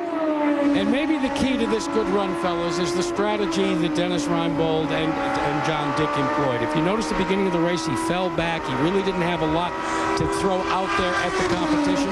But each and every full course yellow, they brought Buddy Rice in. They short filled him. They made sure that he had new tires. What they tried to do is give him the tools that he would be able to use late in the race. We saw him get as high as lead this race before the last pit stop. This is yet another good performance from this Dreyer and Reinbold team that's starting to reach its stride. And with that, we return back to the man of the moment, Scott Dixon. 2 years in a row he has won here. It looks like he is on his way to number 3. He has a 5.9 second lead over Sam Hornish Jr. And Vince, you got more? Well, I asked Scott before the race today, I said, when was the last time you won 3 in a row at the same track? And he smiled. He said, I don't think it's ever happened. Maybe back in the karting days as a kid, but not that he could ever remember, certainly not as a professional. And a win here today, and Dixon would join teammate Dan Weldon as the only IndyCar Series drivers to win 3 straight races at the same venue. Vince, let me tell you, down my end of the pits, and the white flag is out, we are starting to get some raindrops. It could be a dicey final lap for Scott Dixon and the rest of these IndyCar pilots. It's beginning to spit here on pit road. Well, if we remember last year, it was an downpour almost at the end of the race, and Scott stayed out on race slicks, tiptoed his way around, and forced everybody else to stay out, and was able to pull off the win. So I don't think a few drops are going to scare this Guy from Auckland, New Zealand, the 26-year-old, as he makes it through the bus stop chicane for the last time. And this is where you just try to hit all your marks, your braking marks, your turn-in marks, your apex and your exit marks, and you're really not trying to really extend yourself too much. You're going to stay off the curbs. You're just going to stay on the racetrack itself and hope that everything is going to go smooth for you in the final lap. Tony Kanaan has gotten past Marco Andretti, so move TK up to 4th, drop Marco back to 5th. Meanwhile, Scott Dixon. You heard Vince talk about Dan Weldon. Well, his 3 straight have come at Homestead, Miami Speedway. And for Scott, it looks like it's going to be the hat trick here at Watkins Glen. That's turn 8, only a few more to go. No pressure from behind. All he has to do is manage 2 more corners. Dixon through turn number 10. He's led 133 of 455 laps in the last 6 road course races. He's going to see the checkered flag for the 3rd year in a row at Watkins Glen, the 7th of his career. Great run. Good job in the time you stand in the pits today, you guys. Exceptional. And look at, he's not even waiting to take a victory lap. He's down in turn 1 area doing donuts. Vince? Oh, with a very happy Ron Dixon. Hey, your son does pretty good donuts there. Yeah, good donuts. Watching you and Scott's Bob, you guys are a nervous wreck during the course of the day. What's it like to be a dad while your son is out there in this great series? Yeah, it's just a lot of pride. It really is, and it is very nervous. Until it's over, you just can't relax for 1 second, but it's great. It's awesome. Ron was a racer in his own day, back in the day, but gave up his career to further that of Scott, and it has certainly paid off. It certainly has, as Scott now makes his victory lap. We'll go side by side. When we come back, it'll be the celebration with the laurel wreath in the winner's circle. In your garden and in your life, and you're surrounded by beauty. ABC Wednesdays are double delightful. Yes! First, which of these celebrity impersonators will be crowned king and advance to the finals? Go mental, Yento. What kind of a cactus show is this anyway? All new Next Best Thing. Then, with $1 million prize on the line, expect inventions that are spectacular. It's a souvenir. Duck heads. All new American Inventor after the Next Best Thing. It all starts Wednesday, 8, 7 Central, only on ABC. Well, we're at an auto race where a hockey game is broken out, folks. This is right down in pit lane where it started with Sam Hornish and Tony Kanaan, and now there's fists flying everywhere. Members from Team Penske, Andretti Green. Vince, are you in that mess? Well, guys, what happened was immediately after the race, Sam Hornish jumped out of his car, went and confronted Tony Kanaan, and at that point, parties from both sides started coming to the defense of their own. And that included the father of Sam Hornish Jr., who actually pushed Tony Kanaan, and then Tony Kanaan's supporters came in, and before you knew it, Sam Hornish Jr.'s father was on the ground scuffling with one of TK's and one of the Andretti Green's people. All right, that's Dan Weldon with Tony Kanaan. They are very good friends, former teammates. This is what it was a little bit earlier. This is the replay, and there is the shove by Sam Hornish Sr., and that's when everything started to break out. Michael Andretti gets involved in it. There is Marco trying to get his dad out of the way, playing peacemaker, and here's where it really erupts into an all-out shoving match. Security from the Indy Racing League steps in, and some of the Penske crew members then get involved. There's Tony Kanaan now sitting on the fence trying to catch his breath, and there, in all of it, is our race winner waiting to come out, Jack. And Scott Dixon comes out to the applause of his crew as the man that owns Gatorade Victory Lane here at Watkins Glen. Scott, are you ever going to let somebody else get in here and enjoy this? Congratulations. That was fantastic, man. We had a bit of a rough race there, but Our luck seems to go at Watkins. I felt a few spots on the last few laps too, but the target guys today in the pits were just rocking, man. We had no problems there, and we just had to wait for it to cycle through, but our car was bloody fast. Let's talk about when you made that pit stop and you had to cycle through. How frustrating was it? Because, let's face it, the front runners were mired in the back. It's so tough, you know, because you don't know how hard to pass these guys because you know it is going to cycle through, but you know, it could have been another caution that could have helped them out as well, so it's just one of those things you got to try and wait, but not to be too cautious as well. So it worked out for us again, and that's what matters. Well, congratulations. Thank you very much. Fellas? And Scott doesn't know what he's missed down in victory lane.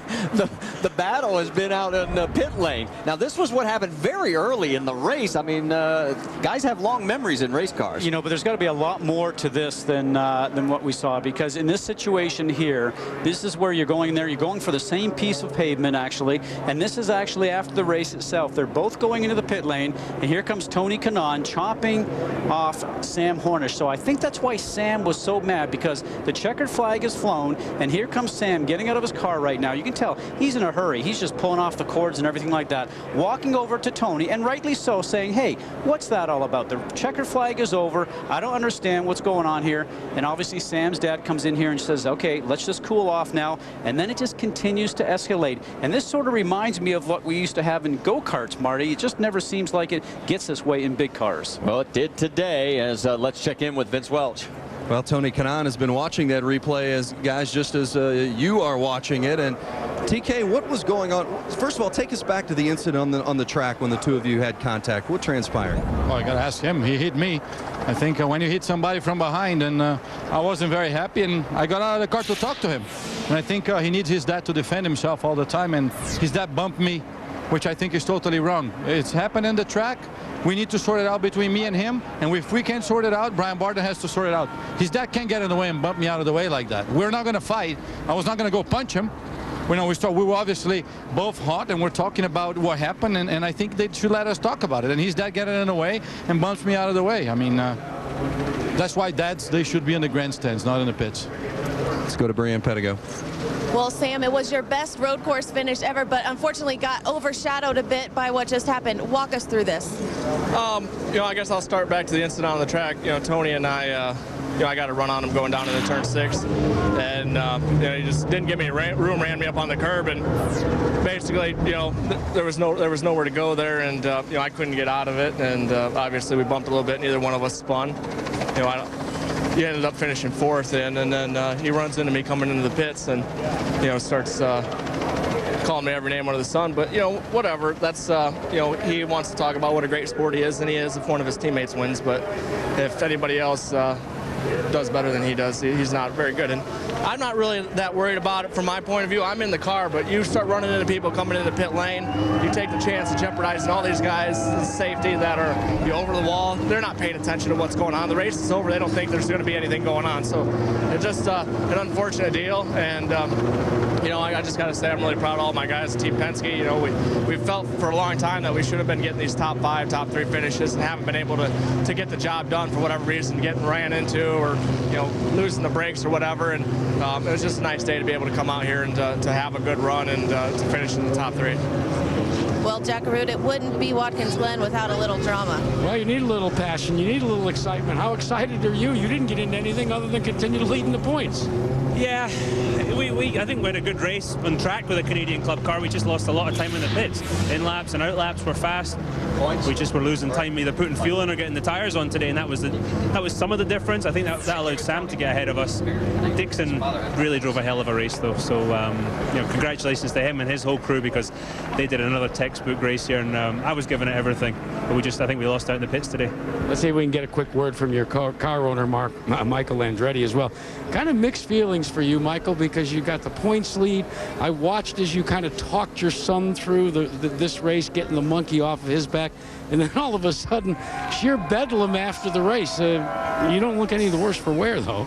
No, I mean, you know, hey, you know, it's emotions. You know, a lot going on here, a lot at stake, and you know, it's no big deal. 3rd, 4th, and 5th, not too bad, and so, you know, can you say, you know, unfortunately Dario's pit stops weren't quite what we should have had, because that was the difference. But so what do you do there? Because I know that you've kind of gone through and different folks working on, you know, on the rear tires. What's the next step? Just keep working on it, you know, keep practicing the guys and stuff, and you know, we'll be all right. I think Dario did exactly what he needed to do today. Kept Dixon in sight, so that's all he's got to do the rest of the year, and he'll be okay. I noticed that when the fracas broke out, it was your son that came and got you. What did he say to you? He just said, you know, you're better than that, just get away. You know, I'm like, yeah, I know. I'm just, you know, protecting my driver too, so, you know, Tony, so I do that. All right, fellas. Let's take a look at the points, all right? Yeah, let's take a look at the points, because the gap has narrowed a bit with the win now for Scott Dixon, his third in a row here at the Glen, and his first in almost a year. It was back at Nashville a year ago. He's cut it from 65 down to 47, with Tony Kanaan now a solid third at 75 markers back. Dan Weldon is 81 points. He was tied with Kanaan coming in to the race. There's the celebration still going on. Scott still probably hasn't seen all this. We'll be back after this from our ABC stations.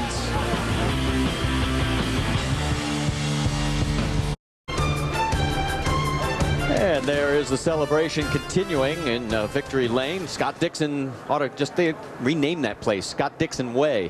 While we've got a chance, let's talk about Sunday night favorites on ABC tonight, 7 o'clock, 6. And speaking of prime time, we had a prime time fight at the end of this race. And the older gentleman with the baseball cap is Sam Hornish Sr. There's a push, a little slap from Tony, but those guys have got helmets on. Marco's getting his father out of the way. You already heard their comments if you were with us a little earlier. And then all of a sudden, this is when everybody starts hitting the deck. You know, and we shouldn't be laughing at this, but you know, this is a situation where the emotions are there, and it looks like Danica Patrick's father gets in there, and he's got no dog in the fight. If that is actually him coming in there in that situation, he needs to be somewhere else. And obviously, here's Sam. You know, and I don't know if that's egging on Tony or what have you, but that shouldn't have happened right there. I mean, Sam Sr. needs not to get in the middle of that, and obviously that turns around and escalates everything. That little push from Tony towards Sam takes it to the next step, and then here we go. Jack, bring us some more perspective on this. Well, let's get a perspective from someone that's been involved in more than his share of fracases. AJ Foyt, you just watched what unfolded. What did you think? None of them took their helmets off. They wasn't going to get hurt. They were smart, right? I don't know, a stupid one. Let's talk to your driver, Darren Manning. Outstanding drive. This ABC supply team is starting to find its own on road courses. How was the drive today?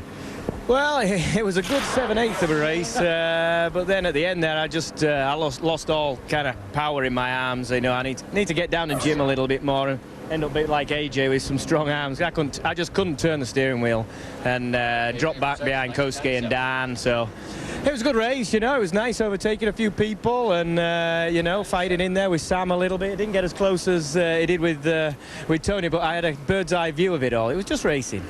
Hey, fellas, one of the things AJ just told his driver, he's going to ship him off to Salem to build up these arms. Could be a little scary. Well, you know, we talked about the physicality of this racetrack. There's a perfect example. Now, you mentioned AJ. Of course, he may have a smile on his face on this, but we've seen his moments. 1997, this was when Ari Landyke went into Victory Lane when AJ's driver, Billy Boat, had been declared the winner, and AJ promptly decked Ari. And, of course, now we have two parents, TJ Patrick, Danica's father, getting into it with Sam Hornish's dad, Sam Hornish Sr., and we'll talk more about that. We'll also talk to the racers, because that's what it's all about. It's their race, after all. That's Buddy Rice. Stay with us here at the Camping World IndyCar Grand Prix. All right. Let's go to Marco's onboard. This is the view from this fisticuffs that initially started out, and we've got an update on some of this, and you can see there is Sam coming on over. Marco's climbing out because he understands things are starting to unfold, and we have been able to confirm it was not TJ Patrick that was involved. The guy that looks an awful lot like him, but we know for sure that TJ was not involved in that. We wanted to clarify that right away. In fact, Vince has caught up with TJ He may have been in a scuffle or two at some point during his life, but it wasn't today. He's looking at the replay here, equally as interested as the fans are, for sure, as well. But TJ just wanted to clarify. He said, hey, wait a minute, I'm back at the bus, and I hear people are saying I was involved. You weren't involved in this at all. Can we clear that up? Yeah, clear it up. I mean, I'm back here, and people are coming up and saying, were you in that? And I'm going, in what? I don't even know what went on. So I'm just watching it the first time right now. You know, we talked to Ron Dixon, Scott's dad, after the win about the joy of seeing his son win. And then today you watched Danica. She finished 11th, had some trouble getting through traffic. Kind of frustrating from that perspective as a parent as well, isn't it? Yeah, it was frustrating. I mean, we got held up by one car for about 5-6 laps, so we were clearly 2-3 seconds faster then, and it just happens. Yeah, the parents experiencing all the emotions here today at Watkins. I didn't do anything. I got a blue shirt on. Yeah, it was a white shirt. Let's go to Brienne. Well, it was another solid finish for Buddy Rice. He's had 2 top 5s in the last 2 races and finished 6th here today. Buddy, knowing now that we've got 3 road courses left in the season, how does that feel, knowing that you had such a good finish here? It makes us feel good because I think we have some other strong runs to be able to move up in the points. I mean, our first stint today flat sucked. I don't know what really happened, but we'll make the proper adjustments. I mean, we had something to run with those guys in the next 2 stints. We saw that when we were running with Marco. At the end of the day, we need to conserve some fuel. We made some early pit stops and some risky calls on that, and but it seemed to pay off. You know, we got a 6th place finish. We got some more good points, and we'll carry on, and we'll see what happens at the next round at the UFC bout. Well, you love road courses. Tell me why. I mean, I grew up running road racing. I came back here in '97 for my first time at Watkins, Glen. I really enjoy the road racing and some of the smaller formulas that I ran. So it's just great to come and run more road races. Guys? All right, thanks, Brienne. And another, as you said, a good run by Buddy Rice. And, you know, we've had a lot of pushing and shoving going on in the IndyCar series this year. Emotions have been running high. Remember this from a little bit earlier this year? Whenever you get out of the cockpit, that's when you're more emotional than any time, especially if things don't go right. We see this here situation today, the situation that we had before, always hard for drivers to get out and be calm. Well, at least Danica and Dan had their helmets off. Those two still had them on, and they didn't even get up into the fight. It was somebody else that ended up going on the deck. So we're going to step aside, take a commercial break. We'll close things out here from Victory Lane. That's right, he's number 1 again.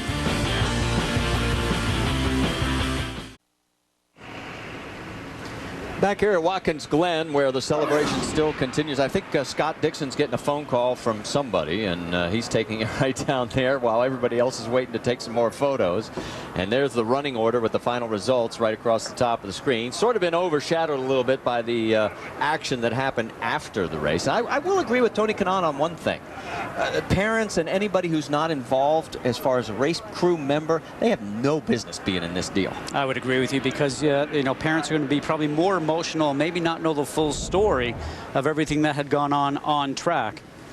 And I guarantee you Brian Barnhart, president of the Indy Racing League, will be taking a close look at all this, and he has the power to ban people from pit lane. Well, there'll probably be some of that going on. Also, a lot of fines, I'm sure, will be levied here, and some of the prize money that people are collecting here this weekend are probably going to go back into the points fund. And this is another view of it one more time. You'll probably get a chance, if you missed all the details, you'll probably get a chance to see it on Sports Center. As obviously, anytime something like this breaks out, it seems to get a lot of attention.